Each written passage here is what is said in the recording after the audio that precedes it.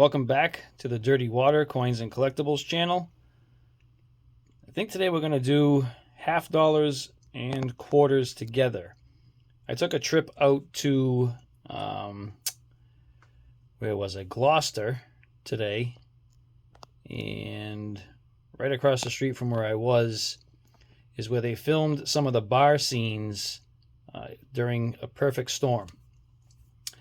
I also went to Salem. We went to Salem and Gloucester to pick up some coins way outside my area. See if we can get lucky. I do have some half dollars in here, half dollars in here, and I have $500 in quarters. And I think I'm going to do it together because I don't have high hopes for half dollars. I haven't looked, but typically I don't really find much. I might find some silver, but probably no varieties. So it's usually a pretty quick hunt. We can fill in the rest of the time with quarters. I did take some pictures, so I will put those in here right after this opening. All right, see you in just a second.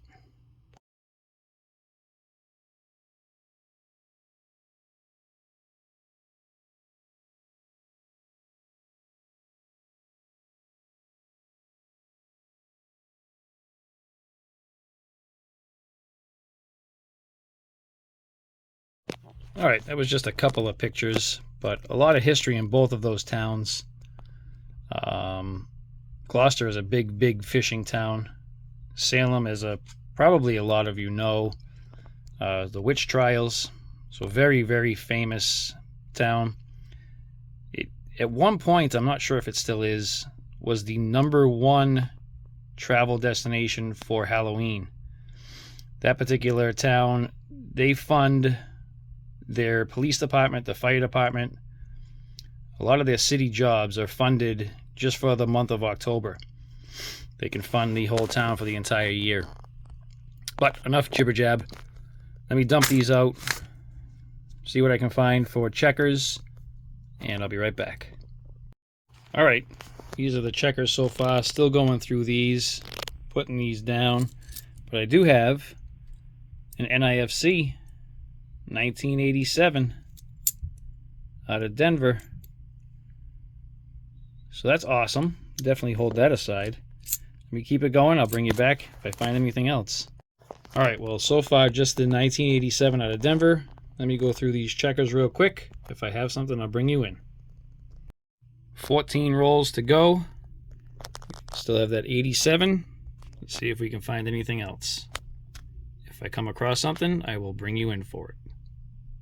All right, so out of those checkers, I have a 1973D here. If you see the T and the R right here, it kind of looks notched and notched. The U looks thicker. I'm not seeing much else on like the T or really anything over here.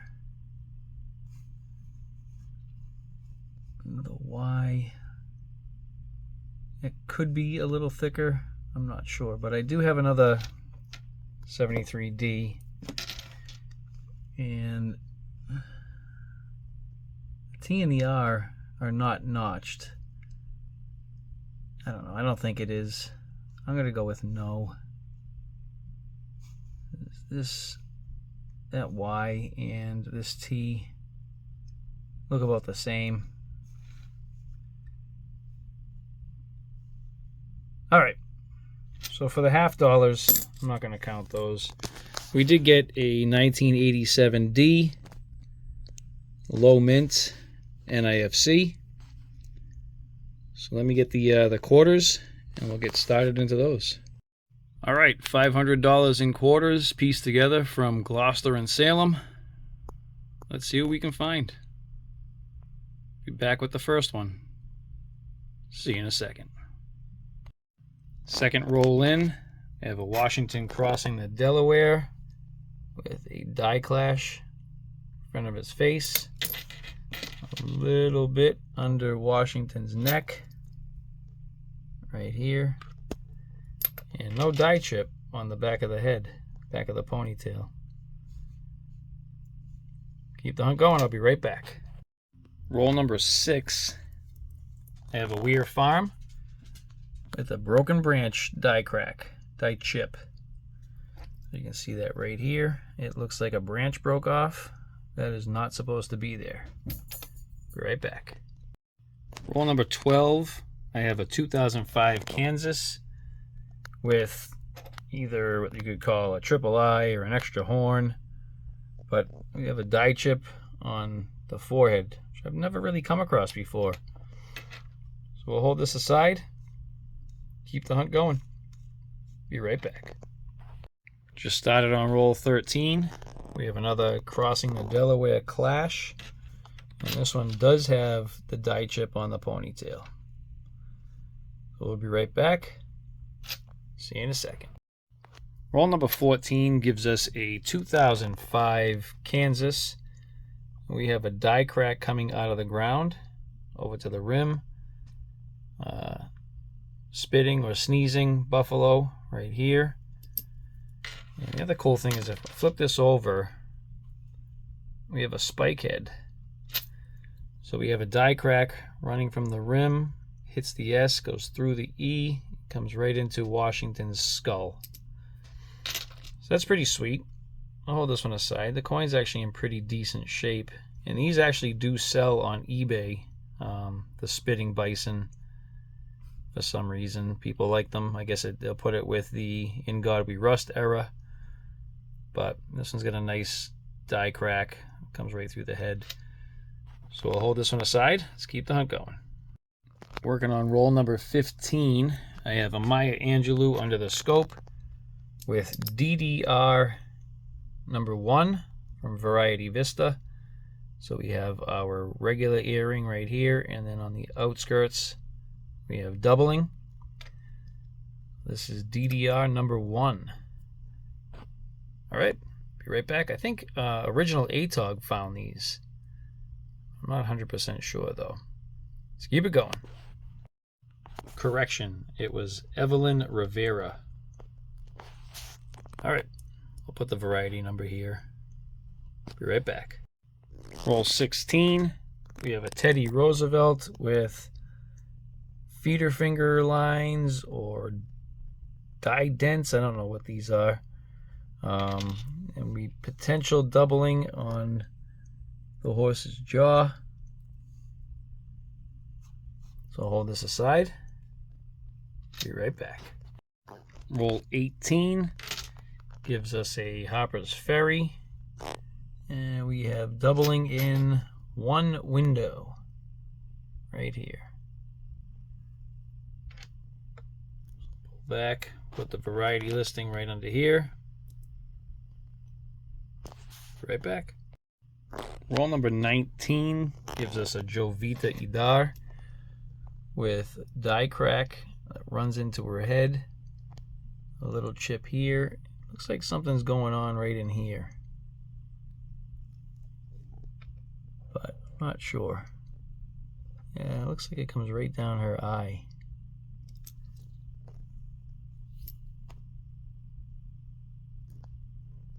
All right, I think that's a little die crack too. Yeah. All right, let's keep the hunt going. Right back. Roll number 21 gives us a tall grass prairie. And unfortunately, this thing has seen much better days. The rim is destroyed, but we do have feeder fingers and a strike through. So a grease strike right in here. Feeder fingers that come out here. A little bit smaller, or a lot of bit smaller than the one I found the other day. But yeah, this coin is chewed up. I'll hold it aside for the hunt, but that's not a keeper, unfortunately. All right, strike through on the board. Be right back. Roll number 33. I have a Tuskegee Airman with a very minor clash right here. If I spin it around, you can kind of See, it stands out a little bit better, then it kind of disappears, and it comes back. So we have a minor clash. Not worth keeping, but I'll hold it aside for the hunt. Be right back. I'll just show you that it's a Tuskegee. You can tell that it's a clash because it has a little bit of this line right here coming off the shoulder. Every time I find a clash, that's there. All right, keep it going. Be right back. I'm on roll number 35. I have a crossing the Delaware with a pretty heavy clash. This one's strong. So I push this up a little bit. You can see clashing from the A, and then it comes up out of the A. I'm trying to kind of right here.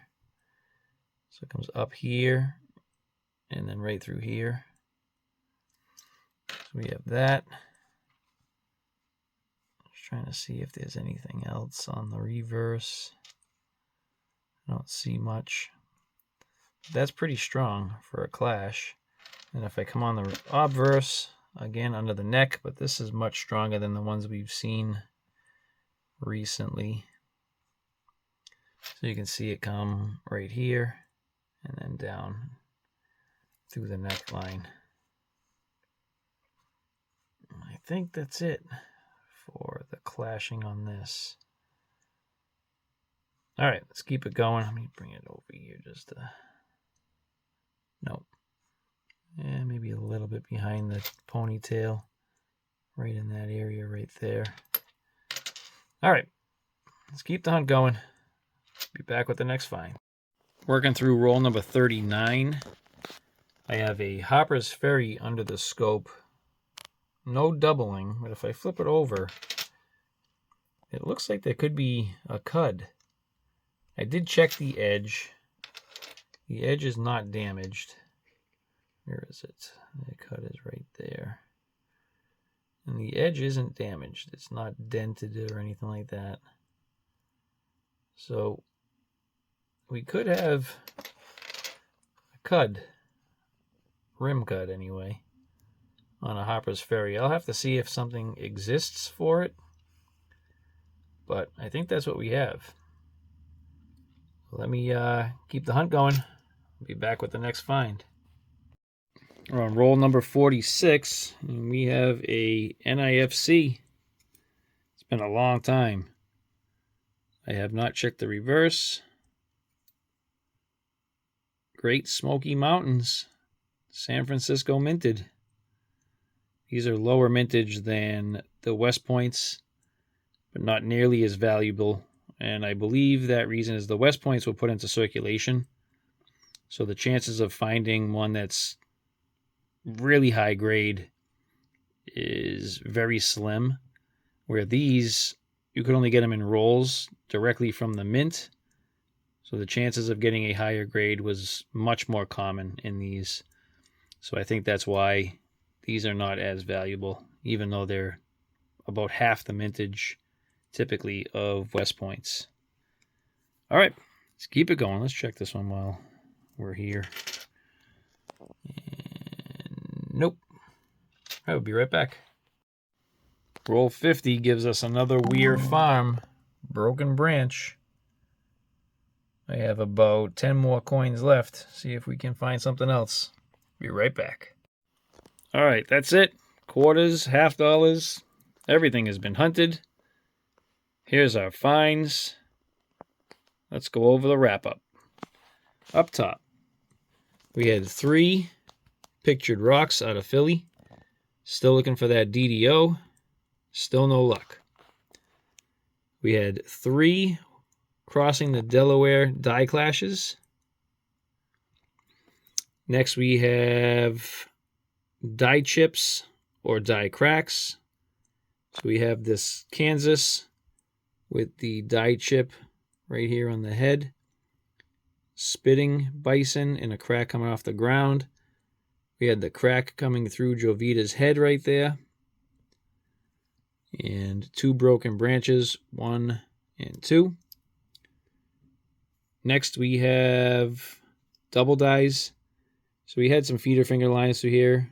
but doubling in the jaw, same. We have doubling in the windows, and we had DDR number one. Sorry, I keep doing that. We had this beat up tallgrass prairie with a little bit of strike through. That's a shame. Have to toss that one back. Tuskegee Airman with a minor clash die. What was this one? Oh, we have our potential Cud right here. And we have our 1987 Denver $50 and our San Francisco quarter, Great Smoky Mountains. So there we have it. There's our hunt. I hope you stuck around. I hope you enjoyed it. Maybe you saw a coin that you haven't seen before. If you enjoyed the video, please throw a comment down in the comment section. If you come back to keep watching but you're not subscribed, please subscribe. It's free. Remember to hit that notification bell so you get notified on all of my upcoming videos. And please remember to hit that like button. I want to thank you all for watching. See you on the next one.